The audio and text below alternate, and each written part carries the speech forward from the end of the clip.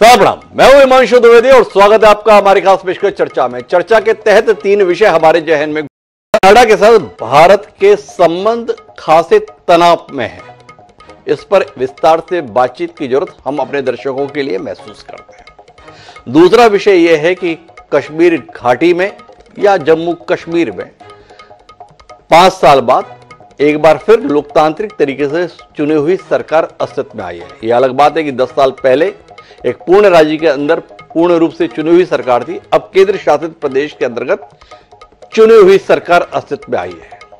उमर अब्दुल्ला के द्वारा आज मुख्यमंत्री पद की शपथ ली गई है। इस शपथ के साथ जम्मू कश्मीर किस ओर जाएगा, इस पर बात करने की जरूरत हम महसूस करते हैं। और तीसरा विषय हरियाणा के संदर्भ में, जहां पर नायब सैनी को एक बार फिर मुख्यमंत्री पद सौंपने का फैसला भाजपा नेतृत्व की मंशा के अनुरूप विधायक दल की बैठक में लिया जा चुका है। तो आज हम जो बात करेंगे वो घाटी के संदर्भ में करेंगे, जम्मू के संदर्भ में करेंगे। कुल मिलाकर जम्मू कश्मीर के संदर्भ में हमारी आज की बातचीत है। हमारा आज का विषय है सत्ता में उमर, घाटी किस डगर। संदर्भ यह है कि आखिरकार जम्मू कश्मीर में शांतिपूर्ण तरीके से चुनाव हो गए। इस शांतिपूर्ण तरीके से हुए चुनाव के अंतर्गत जनता ने अपना मन गठबंधन को बहुमत देने के रूप में व्यक्त किया। नेशनल कॉन्फ्रेंस और भारतीय राष्ट्रीय कांग्रेस संयुक्त रूप से मैदान में उतरे थे। उनका मुकाबला मुख्य विपक्षी दल के तौर पर भारतीय जनता पार्टी से था। भारतीय जनता पार्टी मुकाबले में ठीक ठाक तरीके से पिछड़ गई और इसके तहत वह कुल 29 सीटों पर ही संतोष करने को मजबूर हुई। इसके मुकाबले गठबंधन ने कुल जमा 48 सीटें जीती, पर इस गठबंधन के अंदर अकेले 42 सीटें नेशनल कॉन्फ्रेंस की थी, 6 सीटें कांग्रेस के हिस्से में आई थी। चुनाव परिणाम के बाद जैसा अमूमन होता है, जो पार्टी या जो दल बहुमत में आया होता है उसे समर्थन देने के लिए हर कोई लालायित हो जाता है। तो कुल घटनाक्रम ऐसा हुआ कि 5 निर्दलीय विधायकों का समर्थन इस गठबंधन के पास आ चुका है। मार्क्सवादी कम्युनिस्ट पार्टी ने भी इस गठबंधन को ही समर्थन देने का ऐलान किया है। आम आदमी पार्टी ने भी सहयोग का भरोसा जताया है। पीडीपी पहले ही कह चुकी थी कि हम इस गठबंधन के साथ रहना चाहेंगे। तो कुल जमा ठीक ठाक बहुमत के साथ एक सरकार अस्तित्व में आई। लेकिन जब इंडिया गठबंधन के तमाम घटक इस शपथ ग्रहण समारोह का हिस्सा बनने के लिए मौजूद थे, तो जो सरकार अस्तित्व में आई वो गठबंधन की सरकार अस्तित्व में नहीं आई। वो सरकार जो अस्तित्व में आई है वो केवल और केवल नेशनल कॉन्फ्रेंस की सरकार अस्तित्व में आई है। 6 मंत्री और मुख्यमंत्री के द्वारा शपथ ली गई। मुख्यमंत्री के तौर पर उमर अब्दुल्ला थे। उप मुख्यमंत्री के तौर पर उन्होंने सुरेंद्र सिंह को शपथ दिलाई, जिन्होंने भारतीय जनता पार्टी के प्रदेशाध्यक्ष रैना को शिकस्त दी। सुंदर चौधरी उनका नाम है और उनके साथ में 4 और विधायकों के द्वारा मंत्री पद की शपथ ली गई। 4 पद अभी खाली बताए जा रहे हैं, लेकिन कांग्रेस के किसी भी विधायक को शपथ नहीं दिलाई गई या कांग्रेस के किसी विधायक ने शपथ नहीं ली। कांग्रेस कुल जमा 6 सीटें जीती है। 6 सीटों के बाद उसने मंत्री पद की शपथ ली नहीं या दिलाई नहीं गई, इसको लेकर कई चर्चाएं हैं। एक तरफ कहा जा रहा है कि कांग्रेस को केवल 1 सीट ऑफर की थी, कांग्रेस का नेतृत्व इस बात से क्षुब्ध था, इसलिए उसने शपथ नहीं ली। दूसरी तरफ कहा जा रहा है कि कांग्रेस ने कहा कि आने वाले समय में चुनौती आ सकती है, 370 को लेकर उलझन हो सकती है, इसलिए कांग्रेस ने बाहर से समर्थन देने में ही अपनी भलाई समझी। तो कुल जमा पहले ही कदम पर साथ की जगह अलगाव दिखाई दिया है। इस अलगाव की पृष्ठभूमि में जम्मू कश्मीर किस राह पर जाएगा, यह सवाल है। इस चुनाव में बड़ा मुद्दा रहा राज्य का दर्जा का संदर्भ में। भारतीय जनता पार्टी बोलती थी राज्य का दर्जा अगर कोई वापस कर सकता है तो हम ही कर सकते हैं।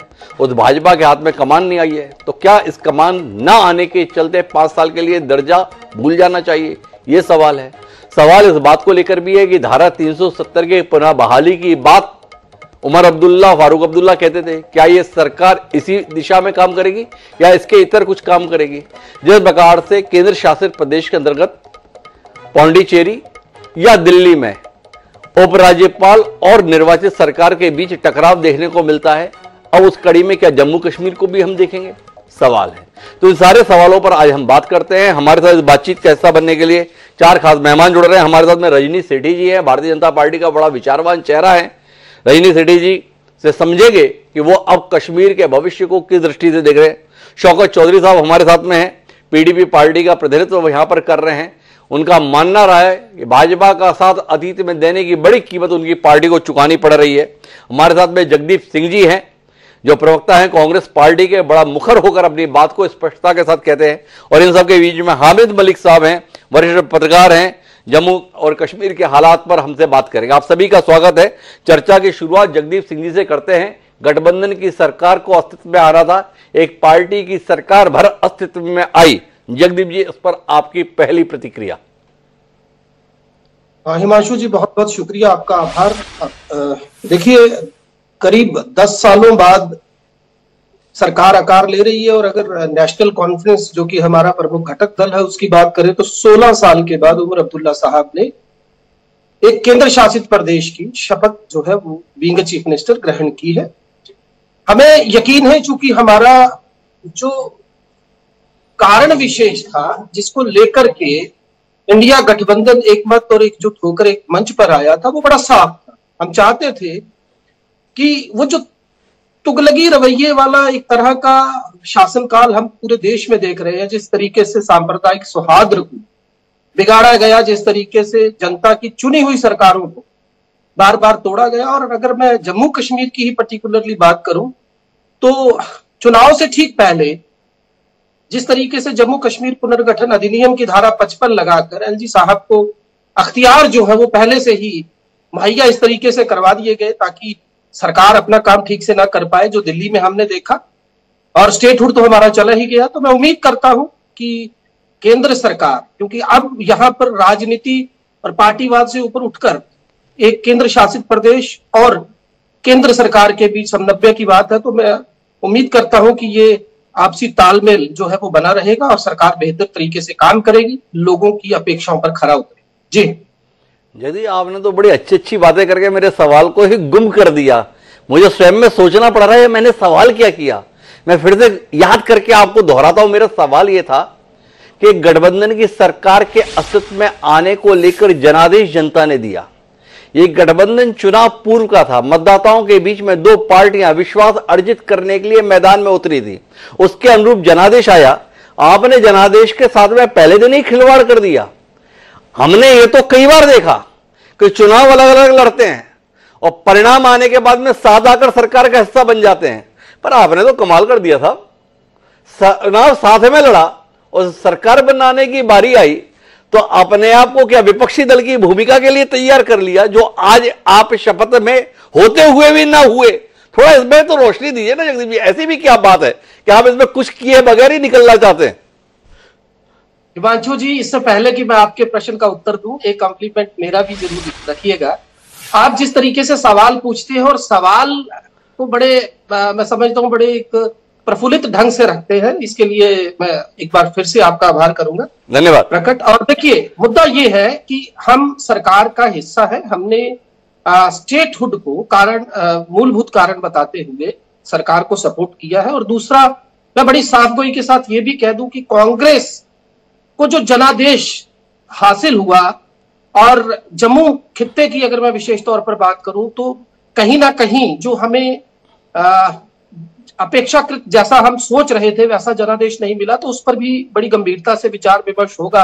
हाईकमान ने बड़ी कड़ाई से संज्ञान लिया है। तो एक तो ये कारण है। दूसरा, देखिए, एक चीज आपने जो नहीं देखी, मैं फिर से बता दूं कि आज शपथ ग्रहण में पूरा इंडिया ब्लॉक एक मंच पर था। ये बहुत बड़ी बात है। फिर वो संजय सिंह हो, वो सुप्रिया जी हो, वो अखिलेश यादव जी हो, वो तमाम गठबंधन के बड़े नेता हो। तो मैं ये फिर से कह दूं कि हम जनादेश का पूरा सम्मान करते हुए हमने केवल सिर्फ ये मन में एक विचार जो है पार्टी ने रखा कि हम बाहर से समर्थन देंगे और कोशिश करेंगे कि पहले हम मनन करें कि हमारा जो इस जनादेश में भागीदारी है वो अगर कम हुई है तो उसके पीछे के कारण क्या है। तो मतलब जगदीप जी, आपका मानना यह है कि हम हरियाणा में तो हारे ही हारे, कांग्रेस का नेतृत्व यह मान लिया कि जम्मू कश्मीर में भी हम हारे, दोनों ही जगह निपट गए हम, इसलिए उस प्रायश्चित के तहत सरकार में हिस्सेदारी नहीं ले रहे। यही मायने हैं आपकी बातचीत के? द्विवेदी जी, हरियाणा का तो जग विदित बात है।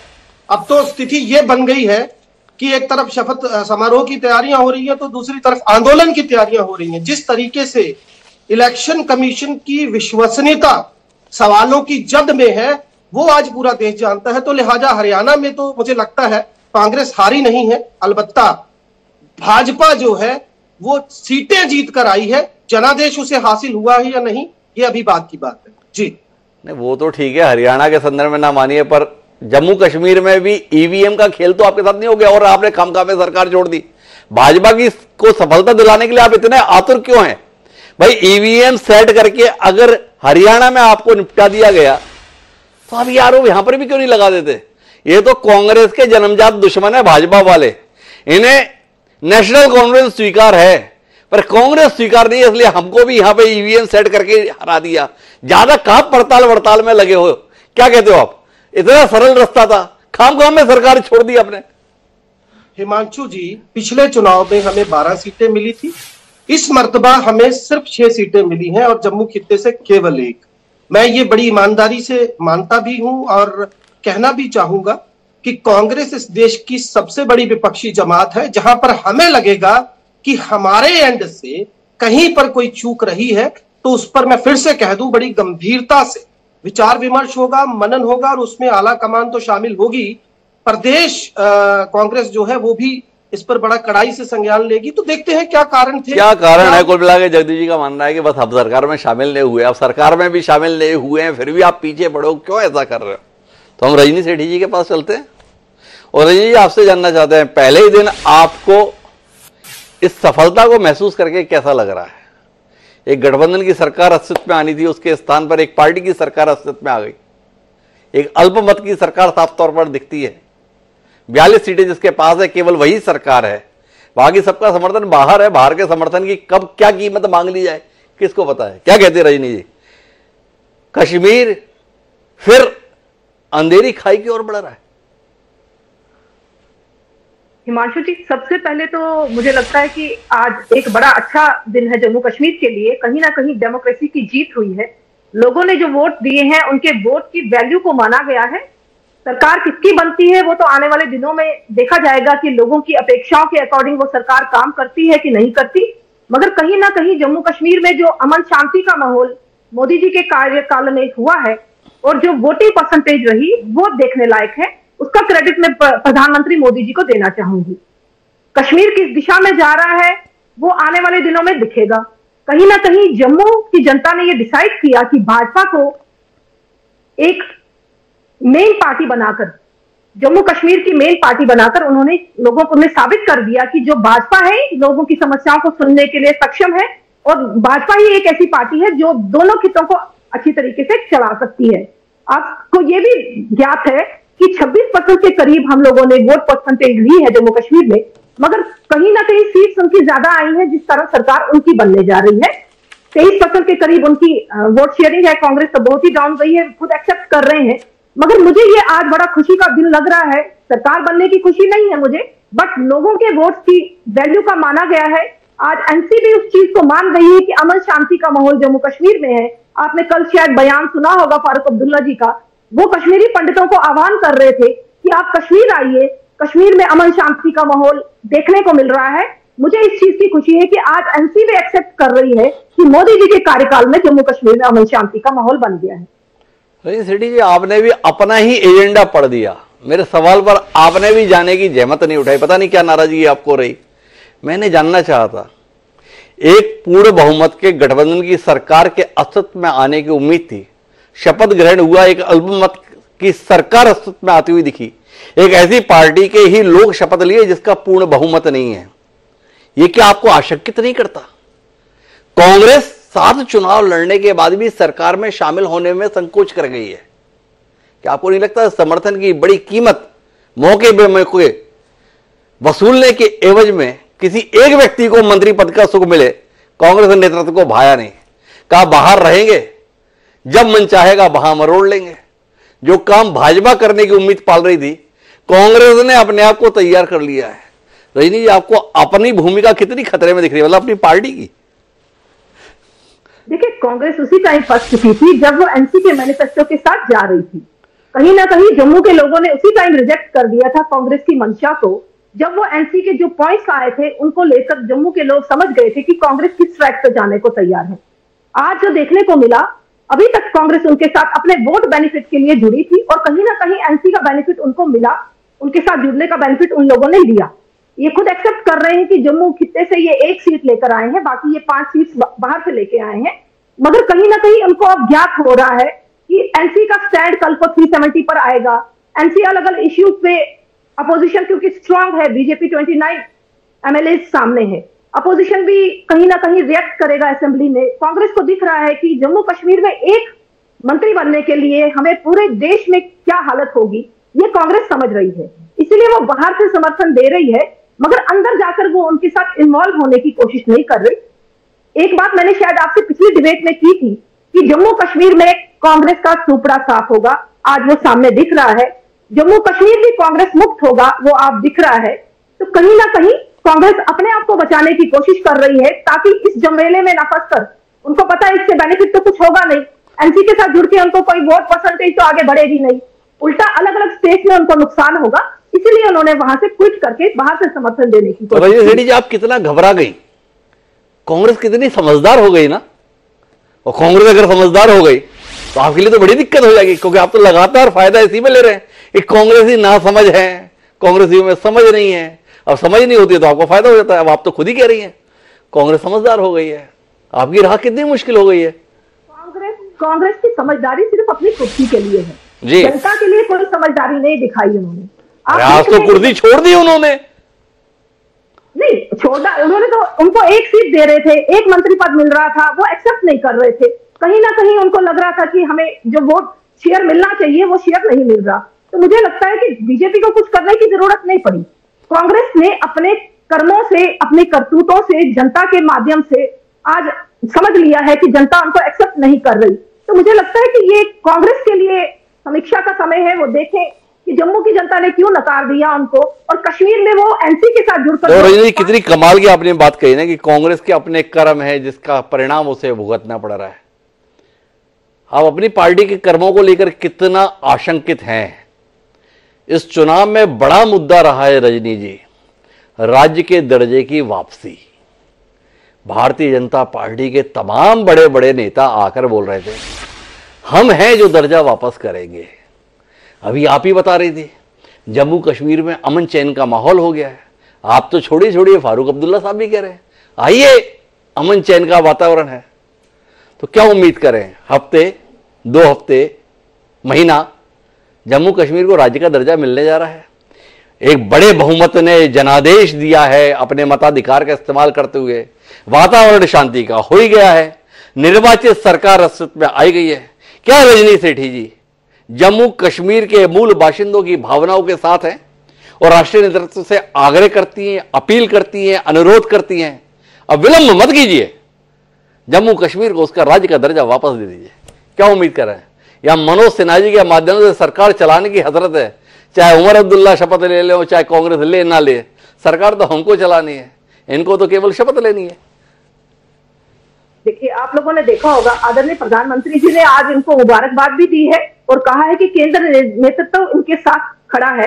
अगर वो जम्मू कश्मीर की अमन शांति के लिए, प्रोग्रेस के लिए काम करेगा तो मुझे लगता है एक अच्छा मैसेज एनसी को भी उन्होंने दिया है। स्टेटहुड की जहां तक आप बात कर रहे हैं, मुझे लगता है कि बहुत जल्द केंद्र की तरफ से ही डिसाइड होगा कि स्टेटहुड का दर्जा वापस दिया जाएगा, क्योंकि कहीं ना कहीं अमित शाह जी, आदरणीय मोदी जी अलग अलग रैलीज में बोलते भी रहे हैं और उनका एक स्टैंड भी है, जो वो कहते हैं वो करते भी हैं। तो मुझे लगता है कि हमें इंतजार करना चाहिए, बहुत जल्द वो डिसीजन होगा भी। और कांग्रेस ने तो आज यहाँ तक, इनके प्रेसिडेंट ने तो यहाँ तक बोल दिया कि जब तक स्टेटहुड का दर्जा नहीं मिलेगा तब तक हम सरकार में नहीं जाएंगे या वहां पे इन्वॉल्व नहीं होंगे। तो मुझे लगता है कि कांग्रेस एक फिर से एक राजनीतिक स्टंट खेल रही है जम्मू कश्मीर में, मगर हम लोगों ने, भाजपा ने, केंद्र नेतृत्व ने ये बोल दिया है कि जल्द से जल्द जो स्टेटहुड है वो दिया जाएगा, इसमें हम पीछे नहीं हट रहे। हमारी तरफ से कोई ऐसी स्टेटमेंट नहीं आ रही कि हमारी सरकार नहीं आ रही तो हम स्टेटहुड नहीं दे रहे। तो मुझे लगता है कि विश्वास करना चाहिए प्रधानमंत्री मोदी जी पे, अमित शाह जी पे कि स्टेटहुड का दर्जा वापस मिलेगा। आप जो है ना राहुल गांधी जी से मांग कर लेते हो, आप महबूबा मुफ्ती से भी कई बार मांग करते हुए दिख जाते हो, कभी कभी आप फारूक अब्दुल्ला जी से भी मांग कर लेते हो। ये सब गहरे हैं, दूसरी पार्टियों के नेता हैं जो आपकी अपनी पार्टी के नेता हैं, सम्माननीय नरेंद्र मोदी जी, सम्माननीय अमित शाह जी से, उनसे आप मांग करने में इतना संकोच क्यों कर रहे हैं? क्यों भारतीय जनता पार्टी की जम्मू कश्मीर इकाई यह मांग नहीं करती है कि एक नव निर्वाचित सरकार शांतिपूर्ण वातावरण में वापस आ चुकी है, अस्तित्व में आ चुकी है, अब इस राज्य के दर्जे के संदर्भ में विलंब नहीं होना चाहिए। यह भारतीय जनता पार्टी की जम्मू कश्मीर इकाई की मांग है। ऐसी कोई उम्मीद आपसे अपेक्षित कर सकते हैं रजनी जी? हिमांशु जी, पहले हमें देखना पड़ेगा, सरकार अभी बनी है, इनका पिछला रिकॉर्ड क्या रहा है एनसी का वो आप सब जानते हैं। ये सरकार किस तरीके से चलेगी, अमन शांति का माहौल कब तक बना के रखेंगे, मुझे लगता है केंद्र नेतृत्व वो भी देखेगा। तो मुझे लगता है कि सरकार को मौका देना चाहिए कि जम्मू कश्मीर की जनता की अपेक्षाओं के अकॉर्डिंग वो कितनी खरी उतरती है, तो उस मद्देनजर रखते हुए मुझे लगता है केंद्र नेतृत्व सब पर नजर रखे। रजनी सेठी हमें दोनों तरफा बात करे, बोले ज्यादा देर नहीं लगे और फिर बोल रहे हैं जरा देखेंगे ये लोग काम कैसे करेंगे। मुझे जाना है शौकत चौधरी जी के पास, लेकिन कुछ हस्तक्षेप करना चाहते हैं जगदीप सिंह जी। एक बार जगदीप जी का हस्तक्षेप सुन लेते हैं। जी जगदीप जी, क्या हो गया? रजनी जी तो सब अच्छा ही अच्छा बोल रही थी। हिमांशु जी, मैं नटशल में दो बातें कहूंगा। पहली तो ये मोहतरमा को खुद नहीं पता ये कहना क्या चाह रही हैं, और इनकी जो ये परोक्ष रूप की धमकी है ये शायद आपने भी सुनी हो कि ये देखेंगे एक चुनी हुई सरकार कितनी देर चलती है, ये देखेंगे जैसे इन्होंने बाकी राज्यों में देखा। और दूसरी बात, पौंडीचेरी में ये जीत गए जब किरण बेदी साहब वहां की गवर्नर थी और 3 सीटें भाजपा ले आई। अब रजनी जी का भी नाम था उसमें। वो जो 5 विधायक ये जो है जनादेश ना होने के बावजूद भी भाजपा इस मांग पर अड़ी हुई थी या कोशिश कर रही थी, और उसके बाद गनीमत है कि सरकार बनने तक भाजपा ने ये नहीं किया। लेकिन बहुत जल्द आप देखेंगे कि वो 5 नॉमिनेटेड एमएलए जो है वो भाजपा के होंगे, यद्यपि ये जनादेश के खिलाफ है। तो जिस तरीके की नीतियां भाजपा की है वो जग विदित बात है। हमने स्टेटहुड को मुद्दा बनाकर अगर समर्थन, देखिए अगर नेशनल कॉन्फ्रेंस को समर्थन की दिक्कत हो तब बात ये सवाल खड़ा होता है कि कांग्रेस ने सपोर्ट नहीं किया, वो अपने जनादेश में समर्थन से कहीं आगे हैं और कांग्रेस उनके साथ खड़ी है कंधे से कंधा। एक बार बताओ जगदीप सिंह जी, मुझे जाना तो शौकत चौधरी जी के पास है, पर एक सवाल करना चाहता हूं। ये जम्मू कश्मीर को राज्य का दर्जा मिल ना जाए इसके लिए आप इतनी मेहनत क्यों कर रहे हो? देखो, भारतीय जनता पार्टी का तो खुला ऐलान है, हमें कांग्रेस को सत्ता से दूर रखना है। और कांग्रेस ने कह दिया जम्मू कश्मीर में हम तब तक सत्ता में आएंगे नहीं जब तक राज्य का दर्जा मिलेगा नहीं। तो अब आपको तो सत्ता से दूर रखना है, आपकी पार्टी को सत्ता से दूर रखना है। तो भाजपा के पास क्या चाह रहा है, केंद्र सरकार के पास क्या चाह रहा है? भाई राज्य का दर्जा दो मत, कांग्रेस सत्ता में आएगी नहीं। भाजपा की इच्छा पूर्ति के लिए आप लोगों ने ऐसा संकल्प क्यों ले लिया? हिमांशु जी, मात्र भी ये संभावना नजर नहीं आती कि भाजपा और मरकजी सरकार यहां राज्य के दर्जे को लेकर कोई तत्परता दिखाएंगी, क्योंकि गृह मंत्री तो कई मर्तबा बोल चुके हैं देश की बड़ी पंचायत में। हमें डर ये है कि ये जो 5 नॉमिनेटेड एमएलए, जो 3 की संख्या इन्होंने बढ़ाई 2 महिलाओं के बाद, वो भाजपा बहुत जल्द नॉमिनेट करेगी और एक दफा फिर से लोकतंत्र का गला जो है वो रेता जाए। जी तो कुल मिला के जगदीप जी अभी उस पर पूरी तरह आए नहीं है, लेकिन मेरे साथ में शौकत चौधरी साहब हैं। और चौधरी साहब, आपसे जानने में दिलचस्पी है, इस सरकार के अस्तित्व में आने के साथ जम्मू कश्मीर के सूरत हाल को लेकर आपकी कोई उम्मीद या आपका मानना है? एक औपचारिकता होनी थी, दुनिया को दिखाना था देखो हमने चुनाव करा दिए, कोर्ट ने भी कहा था चुनाव कराओ, चुनाव करा दिए। बाकी सरकार तो होना जाना कुछ नहीं है। सरकार तो माननीय लेफ्टिनेंट गवर्नर साहब को चलाना है, वो चला ही लेंगे। इसलिए कांग्रेस ने समझदारी करी, जब कुछ करने को है ही नहीं तो सरकार में शामिल होकर अपने आप को परेशान क्यों करना? क्या कहते हैं शौकत जी? सर, आपका बहुत शुक्रिया। और सबसे पहले मैं जम्मू कश्मीर के लोगों को मुबारकबाद देना चाहता हूं और नेशनल कॉन्फ्रेंस की लीडरशिप को भी। जम्मू कश्मीर के लोगों के लिए आज का दिन जो है ये बड़ा हिस्टोरिक दिन है, क्योंकि 6 साल के बाद लोगों को चुनी हुई सरकार जो है वो मिली है और लोगों की बड़ी उम्मीदें हैं। अब उन उम्मीदों पर ये सरकार कितना काम कर पाएगी ये तो वक्त बताएगा। जहां तक सरकार के कामकाज का मामला है, देखिए जम्मू कश्मीर एक यूटी है और यूटी में मैं भी जानता हूं, आप भी जानते हैं कि बहुत सारी चीजें जो हैं वो एलजी साहब के ऑफिस से होके आएंगी। इतना आसान भी नहीं है, चैलेंजेस बहुत हैं इस सरकार के सामने। लेकिन जिन उम्मीदों से लोगों ने अपने नुमाइंदे चुनकर जो है वो असेंबली में भेजे हैं, इन लोगों को कोशिश करनी चाहिए कि ये डिलीवर कर पाएं। अब ये कितना डिलीवर कर पाएंगे ये आने वाला वक्त बताएगा, आने वाले दिन बताएंगे। तो चौधरी साहब ये बताओ कि आज कांग्रेस ने इस सरकार में शामिल न होने का फैसला किया है, इसको आप साहसिक फैसला मानते हैं या कायराना फैसला मानते हैं? सर देखिए, ये बात तो आपको कांग्रेस के प्रवक्ता यहाँ हैं वो बहुत अच्छे से बता सकते हैं, लेकिन जो मैं अपनी जाति मेरी जो समझ में आता है, मुझे ऐसा लगता है कि शायद उनको जो मिनिस्ट्रियल बर्थ जो थी वो शायद एक के लिए उनको ऑफर किया गया था और वो शायद ज्यादा मांग रहे होंगे। तो नेशनल कॉन्फ्रेंस का रिकॉर्ड, ट्रैक रिकॉर्ड आप देख लीजिए।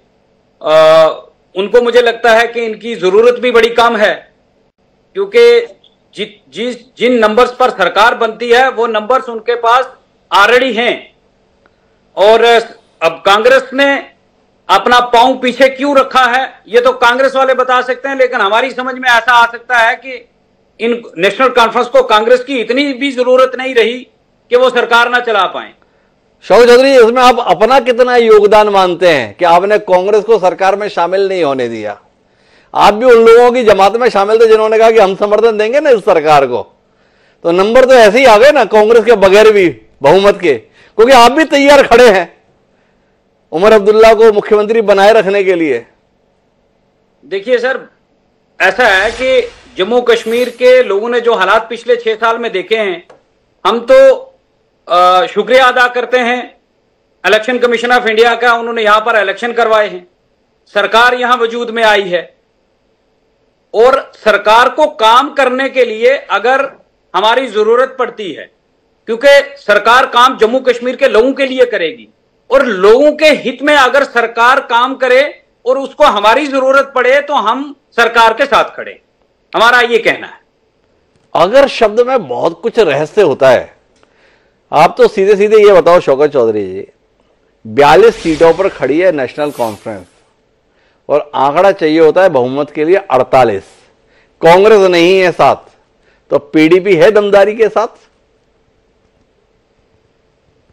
देखिए, ऐसी कोई बात अभी तक सामने नहीं आई है, क्योंकि जितने भी इंडिपेंडेंट्स हैं उनमें मैक्सिमम लोगों ने जो है वो ऑलरेडी सपोर्ट एक्सटेंड की है, और उनमें से एक जम्मू के हमारे विधायक हैं सतीश शर्मा जी, उनको उन्होंने कैबिनेट में भी लिया है जी। तो ऐसी कोई बात जो है अभी तक सामने आई नहीं है। ये तो नेशनल कॉन्फ्रेंस या सरकार में बैठे लोग जो हैं, ये उनको अगर जरूरत पड़ेगी, और जरूरी नहीं है कि हम सरकार में बैठे तब, अगर सरकार को हमारी हेल्प की जरूरत है लोगों के काम के लिए, तो हम सरकार को सपोर्ट करेंगे। जरूरी नहीं है कि वो सरकार में जाके सपोर्ट की जाए, हम सरकार को लोगों के काम के लिए, लोगों की वेलफेयर के लिए, जम्मू कश्मीर की डेवलपमेंट के लिए, जम्मू कश्मीर के लोगों के वेलफेयर के लिए हम उनके साथ। तो मतलब आपका आशय है कि अगर भाजपा आगे चल के कोशिश करती है, जिसके संदर्भ में जगदीप सिंह जी आशंका जता रहे थे, तो लोगों के भले के लिए, राज्य के हित के लिए, समाज के हित के लिए आप भाजपा को भी समर्थन दे सकते हैं, क्योंकि आप तो लोगों के हित के लिए स्टैंड लेंगे। भाजपा भी लोगों के हित के लिए काम करेगी। रजनी सेठी जी की पार्टी, और रजनी जी थोड़ी कह रही है हम लोगों के खिलाफ काम करेंगे, वो भी ये बता रही हैं जब भी काम करेंगे लोगों के लिए काम करेंगे। तो आप दोनों को समर्थन देने के लिए तैयार? जम्मू कश्मीर एक राजनीतिक स्थिरता के लिए बढ़ रहा है। नहीं, देखिए, बीजेपी उस आंकड़े तक ना तो पहुंच पाई है, और ना ही बीजेपी जो है वहां तक पहुंच सकती है। बीजेपी ने जो पिछले 6 साल में किया है, हम उस चीज से बाहर आने के लिए मुझे लगता है अगले 10 साल लगेंगे। तो इसलिए बीजेपी बहुत कमजोर और बहुत हल्का आंक रहे हैं आप भारतीय जनता पार्टी की क्षमताओं को। चौधरी साहब, थोड़ा आस पड़ोस के राज्यों पर दृष्टि डालिएगा तो आपको भाजपा के सामर्थ्य का पता चलेगा, रजनी जी के सामर्थ्य का पता चलेगा। इतना कम मत आंकिए। पर बहरहाल मेरे साथ में हामिद मलिक साहब हैं, राजनीतिक दलों से परे, जम्मू कश्मीर के लोग और जम्मू कश्मीर की आबो हवा आज की शपथ ग्रहण के साथ क्या महसूस कर रही है जानने में मलिक साहब हमें आपसे दिलचस्पी है। लोग उम्मीद के साथ हैं या लोग आशंका के साथ हैं? पहले मैं मुबारकबाद देना चाहता हूं आज की हुकूमत को जिन्होंने आज शपथ ले ली, उमर साहब को मुबारकबाद देना चाहता हूँ। और दूसरी बात ये रही है, लोगों की एक्सपेक्टेशंस बहुत हाई है जी, क्योंकि 10 साल से जो यहाँ हुआ, 10 साल जो हुकूमत यहाँ हुई, उसमें मुझे लगता है क्योंकि यहाँ जो जम्मू का दरबार मूव जो चलता था, उससे जम्मू की इकोनॉमी बूस्ट होती थी, मगर उसको बंद करके जम्मू की इकोनॉमी को रोका गया। और यहाँ जो करप्शन का मामला है, वो भी एक बड़ा मामला। तीसरी बात, यहाँ की जॉबलेस यूथ जो अनएम्प्लॉयड नंबर 1 पर, वो भी बहुत ही बड़ा मसला है। और चौथा मसला है टोल होता है, तो बहुत से ज्यादा टोल प्लाजा लगे और जम्मू में काफी बार प्रोटेस्ट भी ये हो गई बारे में। तो और जो दूसरी बात है कि यहाँ एजुकेशन सिस्टम की हालत या हालत बहुत खराब हो, इसीलिए लोगों की एक्सपेक्टेशन बहुत ज्यादा है इस सरकार पर। तो इस सरकार से चाहते हैं कि वो काम करें, वो लोगों के काम करें। तो मगर एक चीज बता दो, जो अभी चाहे वो कांग्रेस स्पोक्स पर्सन या बीजेपी स्पोक्स पर्सन ने बात की, तो यहाँ एक वोट एक्ट वाला वोट था जो बिल्कुल बीजेपी के खिलाफ था, क्योंकि वो समझ बीजेपी की आइडिया जो आज से जम्मू कश्मीर के लोगों के लिए अच्छी नहीं, क्योंकि इन्होंने जो इकोनॉमी की हालत खराब की। और जगदीश जी, जानने में दिलचस्पी यह है कि कुल मिलाकर आप लोग सरकार बनाने में सफल रहे। आज आप सरकार के अंदर नहीं है, सरकार को बाहर से समर्थन दे रहे हैं, पर करना क्या चाह रहे हैं? केंद्र से लड़ना चाह रहे हैं या केंद्र की मदद के साथ में राज्य की बेहतरी के लिए कोई प्लान है? ऐसा तो नहीं कि पहले दिन से सिलसिला शुरू हो जाएगा धारा 370 बहाल करो, और धारा 370 बहाल नहीं है तो फिर कुछ भी नहीं है, या धारा 370 को कोने में रखो और कुल मिलाकर जनता के लिए काम करो। थोड़ा रोशनी देंगे जगदीश जी, क्या उम्मीद करें आपसे?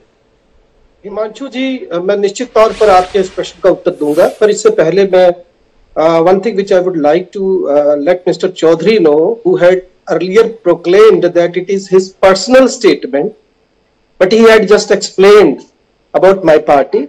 तो मैं इतना कह दूं कि बराए मेहरबानी ये भी संज्ञान में रखें कि आपके जो सुप्रीम लीडर्स हैं, ये उनकी दूरदर्शिता है कि उन्होंने समुच्चे इस देश के विपक्ष को एक मंच पर बुलाया शपथ समारोह में। तो बराए मेहरबानी मकसद को समझिए। यहां पर सवाल ये था ही नहीं कि आप सरकार कैसे बनाते हैं, यहां पर मकसद बड़ा था, इस देश के लोकतंत्र को बचाने का था। तो बराए मेहरबानी जरा ये ध्यान रखें। अब जो आपका सवाल है हिमांशु जी, देखिए मैं फिर से आपको एक बार स्पष्ट कर दूं, आर्टिकल 370 पर वास्तुस्थिति क्या है, किसी दिन एक पर्टिकुलरली डिबेट रखिए, खुलकर बात करेंगे। लेकिन कश्मीर ने जता दिया कि परिस्थितियां क्या थी। मैंने बड़ी साफगोई से माना कि जम्मू में हमें जो अपेक्षित जनादेश था वो हासिल नहीं हुआ, और हम उस पर बड़ी गंभीरता से विचार विमर्श करेंगे। लेकिन इसका यह मतलब कतई नहीं है कि रजनी सेठी मैम जो है, बड़े सामान मैं कहना चाहता हूं, वो ताल ठोकना शुरू कर दे। अगर ऐसा था तो बराए मेहरबानी जरा बताएंगे आप कि कितने उप मुख्यमंत्रियों को आपने टिकट काटा, कितने पूर्व मंत्रियों को आपने बाहर का रास्ता दिखाया। अगरचे आपको लगता है कि जनता में आपकी तूती बोल रही थी, तो क्यों जम्मू खित्ते की सड़कों पर और जम्मू शहर में खासतौर से टोल प्लाजा से लेकर प्रॉपर्टी टैक्स तक तमाम बड़े मुद्दे, चाहे वो पेपर लीक था या फिर वो बेरोजगारी का मामला था, अस्थायी और अनुबंधित कर्मचारियों का मामला था, बड़ी लंबी फेहरिस्त है। तो आपको शुक्र मनाना चाहिए कि इस मर्तबा कहीं ना कहीं जो जनादेश निकलकर सामने आया है उसमें आपको आपकी अपेक्षा से कहीं ज्यादा समर्थन जो है वो हासिल हुआ। तो उस पर फूले न समाने की बजाय आगे संजीदगी से काम करें तो बेहतर होगा। और मैं फिर से दोहरा दूं कि आज जो हिमांशु जी परिस्थितियां बनी हैं, स्टेटहुड को लेकर हमारा स्टैंड क्लियर है और वैसा ही नेशनल कॉन्फ्रेंस का भी है, लेकिन जनादेश का सम्मान करना जरूरी था और ये जनादेश नेशनल कॉन्फ्रेंस को दिया प्रदेश ने। तो हम बड़े सम्मान ये कहना चाहते हैं कि जो सरकार बनी है वो जन अपेक्षाओं पर खरा उतरेगी, कांग्रेस का 100% सपोर्ट रहेगा और उम्मीद करते हैं कि भाजपा एक बार फिर सत्ता लोलुप में मदहांध होकर कहीं फिर से उन 5 नॉमिनेटेड एमएलए को जम्मू कश्मीर की विधानसभा में जबरन बिठाने का प्रयास ना करे, जो ये पांडिचेरी में कर चुके हैं। जी हिमांशु जी। अच्छा जगदीप जी, ये बताओ, ये हिम्मत, ये हौसला आप लाते कहां से हो? आप इस चुनाव में देश का सबसे पुराना राजनीतिक दल होते हुए भी कुल अदद 6 सीटें जीते हो, और इसके बाद 29 सीट जीती हुई पार्टी की सम्मानित प्रवक्ता रजनी सेठी जी को यह परामर्श दे रहे हो कि देखो फूले मत समाओ। ये जो नैतिक बल आप लाते हो ना, ये कहां से लाते हो? मतलब रजनी सेठी जी आपको ये बात बोलती तो मुझे चंबा नहीं होता कि अरे जगदीप जी थोड़ा सा तो अपने संदर्भ में विचार कीजिए, कितने पुराने राजनीतिक दल हैं, कितना बड़ा आपका जनाधार रहा है, और आप कुल जमा 6 सीटें जीते हैं। भारतीय जनता पार्टी पिछली बार 25 सीटें जीती थी, इस बार 29 जीती हुई है, और उसके बावजूद भी आप उन्हीं को सीधे तौर पर तो हड़का रहे हो, हैं? जरा ठीक से रहो, गलतफहमी में मत रहो। मतलब किस बात से नाराज हो? आपको इस बात का बहुत बुरा लग रहा है कि आज उमर अब्दुल्ला की शपथ क्यों हो गई, क्यों नहीं भारतीय जनता पार्टी ने आज शपथ ली, इस बात से परेशान है जगदीप जी? एक सवाल तो यह है। दूसरा, उमर अब्दुल्ला की शपथ को लेकर आपको कितना गुस्सा है, कितनी नाराजगी है, कितने बड़े पलटू राम लग रहे हैं आपको उमर अब्दुल्ला? उमर अब्दुल्ला ने भी बोला था जब तक राज्य का दर्जा बहाल नहीं हो जाएगा तब तक मैं मुख्यमंत्री नहीं बनूंगा। ये राज्य का दर्जा तो मिला नहीं, पर उमर अब्दुल्ला मुख्यमंत्री बन गए। जगदीप जी, आप तो बड़ी साफ साफ बात करने वाले व्यक्ति हो, ये उमर अब्दुल्ला का पलटना आपको कितना अखर गया? दोनों विषयों पर थोड़ा आप टिप्पणी दो ना, फिर रजनी जी से बात करने का आनंद कुछ और होगा।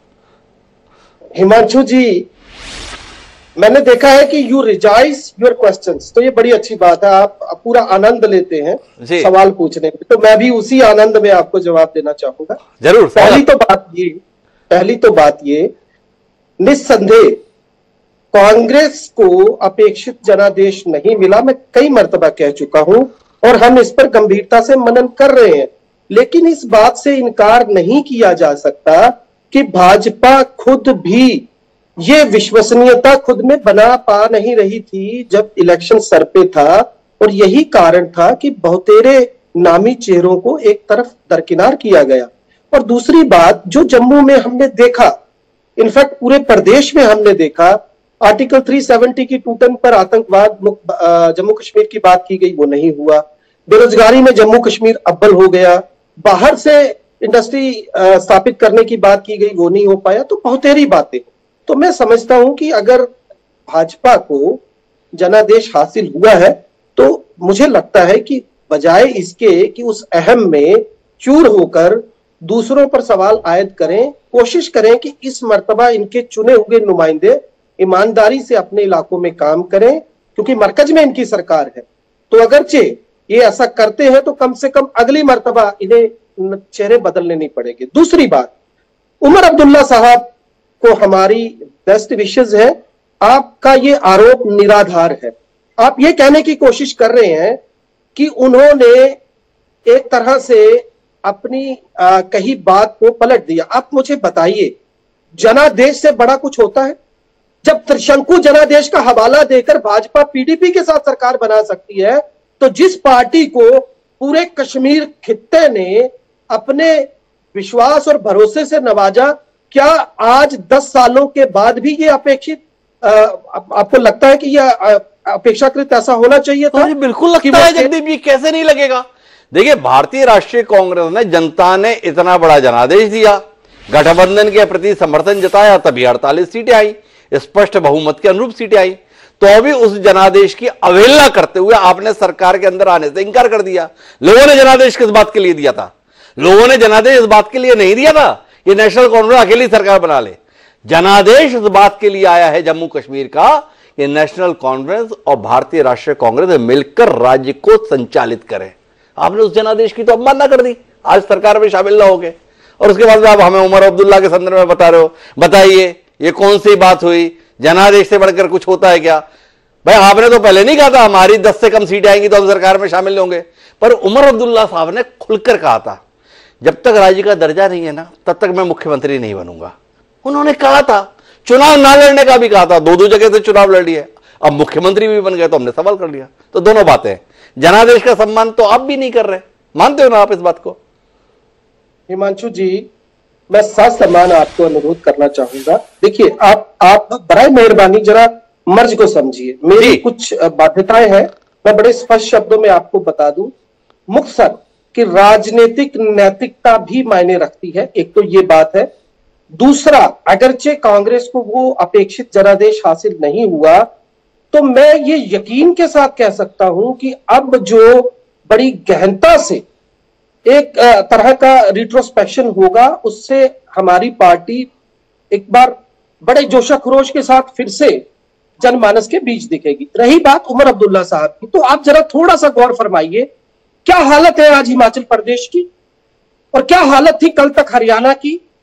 जब तक, देखिए, आपको एक चीज समझनी पड़ेगी, वो तमाम गैर भाजपाई सरकारें वहां पर केंद्र में बैठे मरकज के मंत्री कटाक्ष करते हैं, मानो कि वो हिंदुस्तान के प्रदेश ना होकर किसी पड़ोसी मुल्क के प्रदेश हो। तो उमर अब्दुल्ला साहब ने ये प्रयास किया कि मरकज के साथ भी रिश्ते बेहतर हो, ताकि लोगों की अपेक्षाओं पर खरा उतरा जाए। तो इसे उनकी आप राजनीतिक दूरदर्शिता समझिए, और जनादेश का सम्मान करते हुए अगर वो आज मुख्यमंत्री बने हैं तो ये काबिले तारीफ है जनाब, बजाय इसके कि हम इन्हें उनकी वादा खिलाफी माने। हिमांशु जी, तो जगदीप जी मुग्ध हैं अपनी पार्टी पर भी और उमर अब्दुल्ला की शपथ पर भी। तो रजनीश रेड्डी जी, वापस घूम फिर कर आपके पास आ जाता हूँ। जगदीप जी आपके बड़े शुभेच्छु हैं, उनका कहना है थोड़ा आप लोगों को अपना काम ठीक ठाक करना चाहिए। बताइए, आपको वैसा समर्थन नहीं मिला जैसा आपको मिलना चाहिए था। कितनी गंभीरता से ले रही जगदीप जी सिंह जी को आप और उनकी राय को? जी, मैं जगदीप जी की 2-3 बातों का जवाब देना चाहूंगी। इन्होंने पहले बात की 370 के ऊपर डिबेट होनी चाहिए। पहले तो ये मुझे बताएं कि पूरे जम्मू कश्मीर में 6 सीटें ये लोग जीत कर आए हैं और जम्मू में 1 सीट आई है। ये 370 पर डिबेट करने की इच्छा रखते हैं, जो ये अपना एक राजनीतिक मुद्दा बनाने की कोशिश कर रहे हैं। इनको पता है कि 370 पे इनको क्या जवाब मिलेगा, सुप्रीम कोर्ट की तरफ से क्या डिसीजन हुआ है, सब जानते हैं। मगर लोगों को फिर से बेवकूफ बनाने के लिए अब फिर से एक नया शगुफा इनकी तरफ से चल रहा है। दूसरी बात इन्होंने की, जम्मू की जनता ने जी इनको बहुत वोट दिए जो इन्होंने अपेक्षा नहीं की थी। मैं तहे दिल से धन्यवाद करना चाहूंगी जम्मू की जनता का, जिन्होंने हमें वोट दिए। इनको खुद को देखना पड़ेगा कि इनको गिरेबान में झांकना पड़ेगा कि जम्मू की जनता आज भी भाजपा पर विश्वास करती है, कांग्रेस पर नहीं। और ये बात कर रहे थे कि हमने चेहरे बदले। भाई मेरे, हम चेहरे इसलिए बदलते हैं ताकि नई पीढ़ी को भी मौका मिले। हम उन्हीं हारे हुए चेहरों पर दाव नहीं लगाते जिन चेहरों पर आप लोगों ने लगाया। कांग्रेस के 2-2 बार 3-3 बार जो विधायक हार गए थे, उन्हीं विधायकों को फिर से टिकट देकर आप लोगों ने नए चेहरों को फिर मौका नहीं दिया, जो आपकी हार का कारण बना है।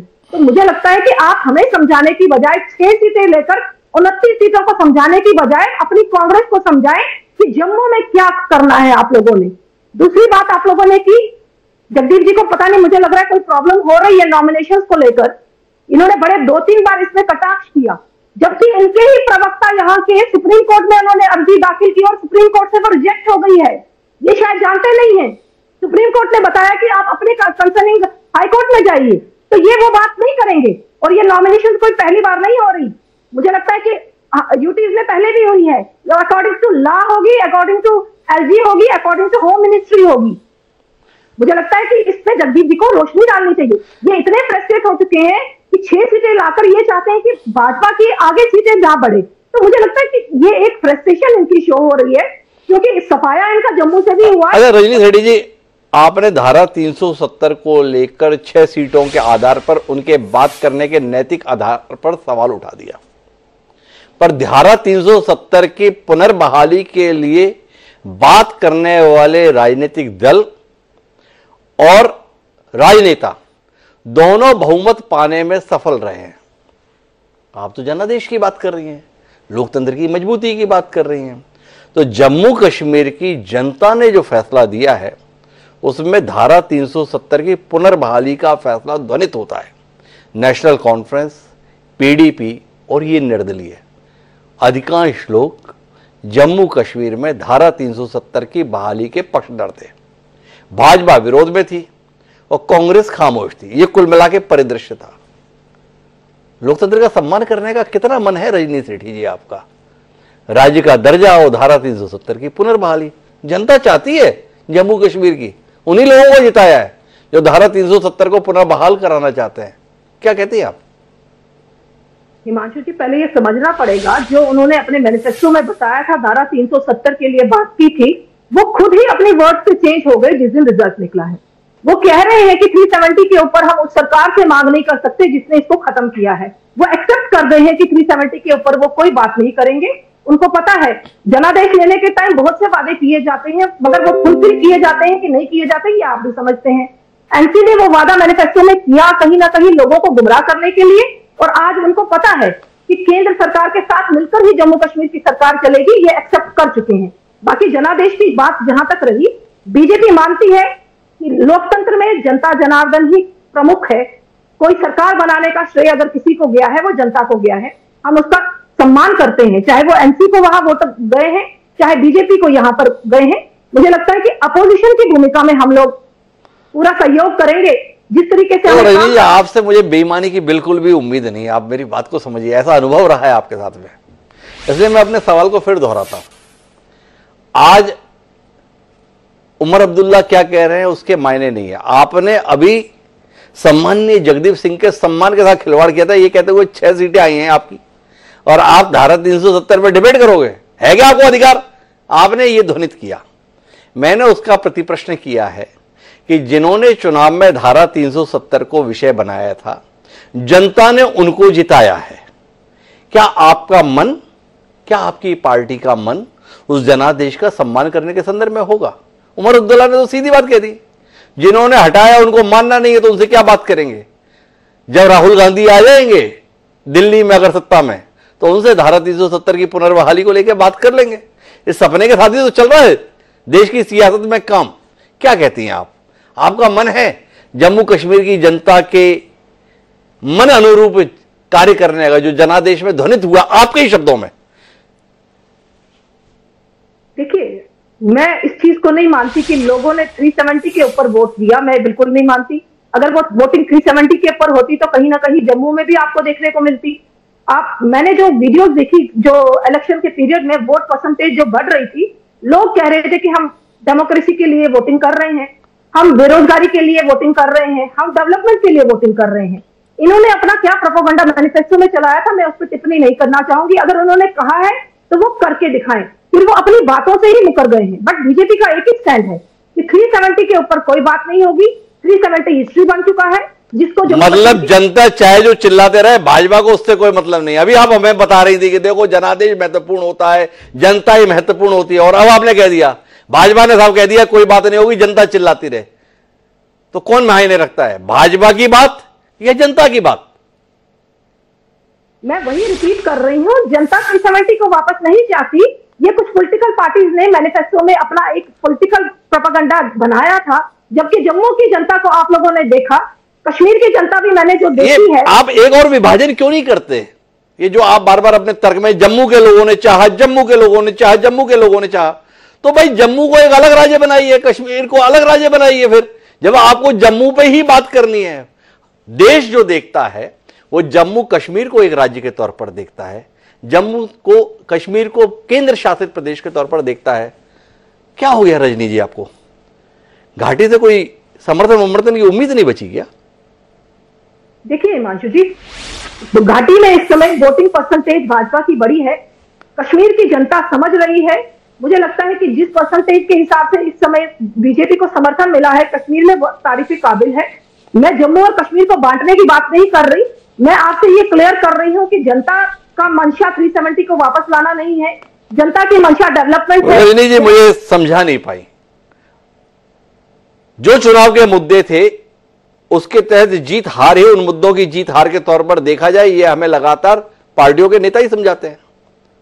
और जब इस पर विभाजन स्वयं रजनी जी ने किया तो वो क्यों नहीं मान रही है कि हां, जम्मू कश्मीर के लोगों ने उन लोगों को जिताया जो धारा 370 की बहाली चाहते हैं।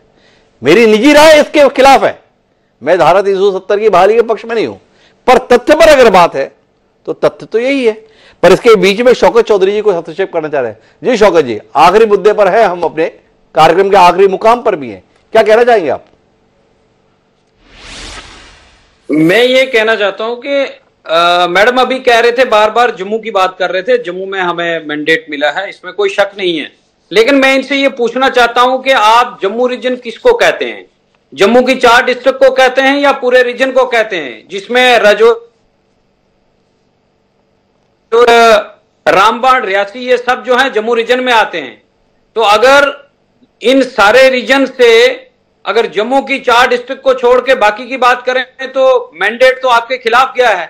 तो आप खुलकर कहें ना कि जम्मू कश्मीर के लोग जो हैं वो 2019 के बाद वाली सारे जो आपके जो जितने भी ऑर्डर्स सेंटर की तरफ से आते थे, लोगों ने उनके खिलाफ वोट किया है। लोगों ने, जम्मू कश्मीर के लोगों ने इस वक्त अपनी आइडेंटिटी के लिए, यहाँ की बेरोजगारी के लिए, यहाँ की डेवलपमेंट के लिए, यहाँ की अमन के लिए जो है वोट डाला है। इसको आप एक्सेप्ट करिए। आप जम्मू की 4 डिस्ट्रिक्ट को छोड़ दीजिए ना, जम्मू डिस्ट्रिक्ट 4 डिस्ट्रिक्ट को छोड़ दीजिए, लेकिन महत्वपूर्ण बात यह है कि लोगों ने वोट तो केवल और केवल खुशहाली के लिए किया है, एकजुटता के लिए किया है और समरस होने के लिए किया है। पर लोगों ने जिस प्रकार का साहस वोटिंग की शक्ल में व्यक्त किया, क्या जनादेश का वैसा सम्मान करने का मन राजनेताओं का है, चाहे वो जम्मू कश्मीर में मौजूद है या दिल्ली में? कुल मिलाकर एक सरकार अस्तित्व में आई है। क्या उस सरकार को अधिकार संपन्नता के साथ काम करने दिया जाएगा? क्या यह सरकार वाकई एक मजबूत सरकार के तौर पर निर्णय लेने के संदर्भ में सक्षम दिखेगी? क्या जम्मू कश्मीर की आकांक्षा, जिसके प्रति सारे राजनीतिक दल वचनबद्धता बताते हैं कि हम राज्य का दर्जा देने के लिए पक्षधर हैं, तो क्या वो पक्षधरता व्यवहार में भी दिखेगी या केवल और केवल आश्वासन की शक्ल में ही अगले 5 साल गुजार दिए जाएंगे? सवाल महत्वपूर्ण है। उमर अब्दुल्ला अतीत में मुख्यमंत्री के तौर पर उस कदर सफल नहीं हुए, पर क्या इस पारी में अब तक का उनका राजनीतिक अनुभव और समझ उन्हें एक सफल मुख्यमंत्री के तौर पर न केवल जम्मू कश्मीर में बल्कि देश में सम्मान दिला पाएगा? ये जानने में हमारी दिलचस्पी रहेगी। आप सभी मेहमानों का बहुत बहुत धन्यवाद इस संजीदा चर्चा का हिस्सा बनने के लिए। आज के इस कार्यक्रम में इतना ही। दीजिए मुझे याद, कल फिर मिलते हैं नए विषय के साथ। तब तक के लिए सादा प्रणाम।